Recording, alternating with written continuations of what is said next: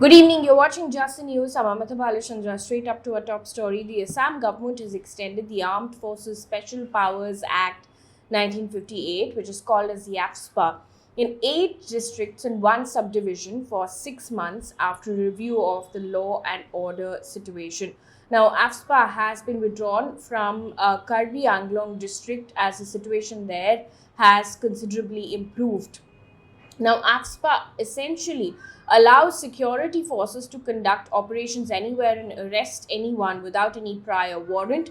It also gives a certain level of immunity to the security forces in case of an operation gone wrong. Now, there were fresh protests against the act last year after 14 civilians died in firing by security forces in Nagaland's Mon district. Moving on from the story onto the state of Karnataka. Now, the Karnataka police have issued an order imposing a fine of 1,000 rupees on those who do not wear seatbelts, including those sitting in the rear seats, saying that that's also compulsory. The rule applies to SUVs, MUVs, hatchbacks, and sedans, which are classified in the M1 category. Now, the order became effective from Wednesday. Mumbai had issued a similar notice and it would come into effect from the 1st of November. The centre had sought strict enforcement of the use of rear seat belts after former Tata Sons chairman Cyrus Mistry was killed in a road accident in September. He was in a rear seat of a car that was in this accident but was not wearing a seat belt at the time. Meanwhile, last night there was heavy downpour in the city of Bengaluru yet again, similar to what we saw in September. Several areas were flooded yet again. Koramangala, BTM, JC Road, RT Nagar, Outer Ring Road, Marathalli were some of the areas that were flooded. Shivaji Nagar as well this time. The weather department has issued a yellow alert in Bengaluru saying that the rainfall is likely to continue over the next 5 days.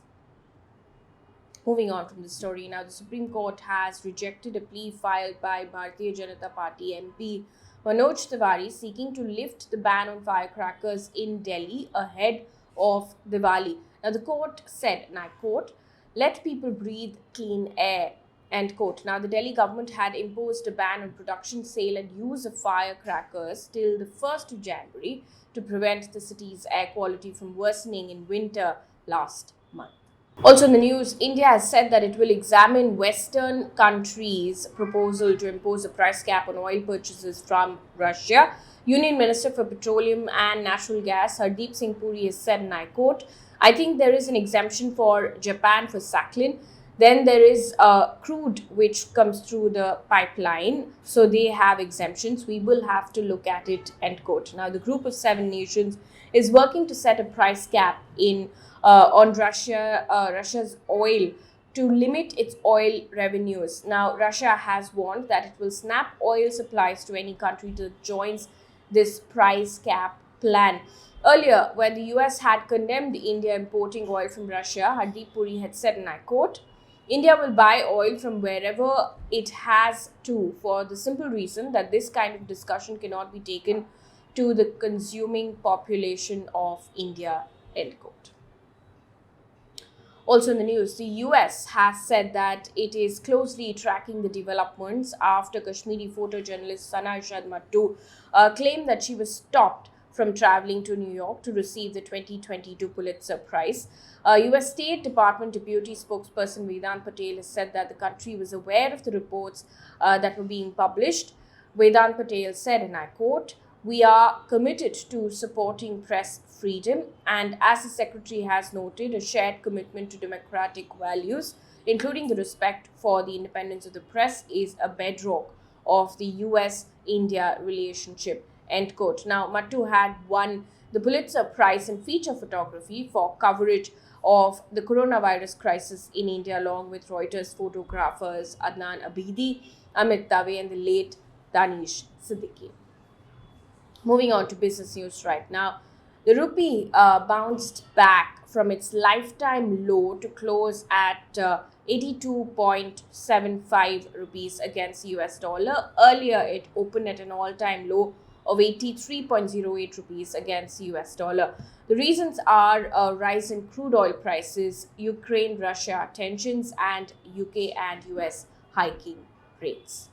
On to environment news. Just Stop Oil supporters spray-painted the windows of the landmark departmental store Harrods in London.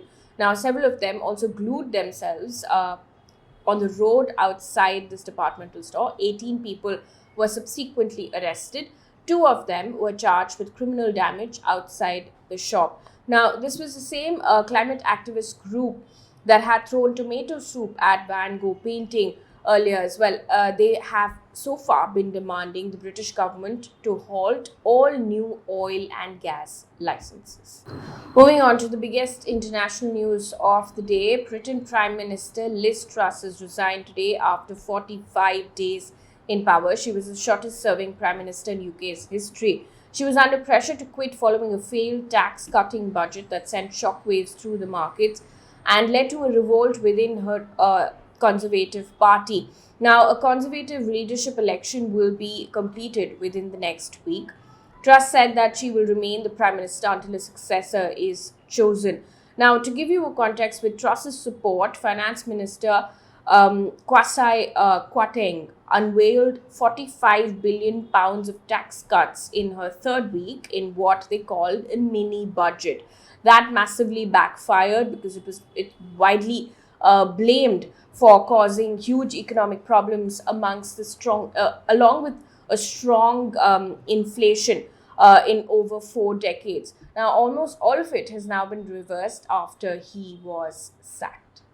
On to sports news now. Hitting back at the Pakistan Cricket Board over Asia Cup issue, Union Minister Anurag Thakur has said that the Home Ministry would decide on the cricket team's travel to Pakistan for the Asia Cup.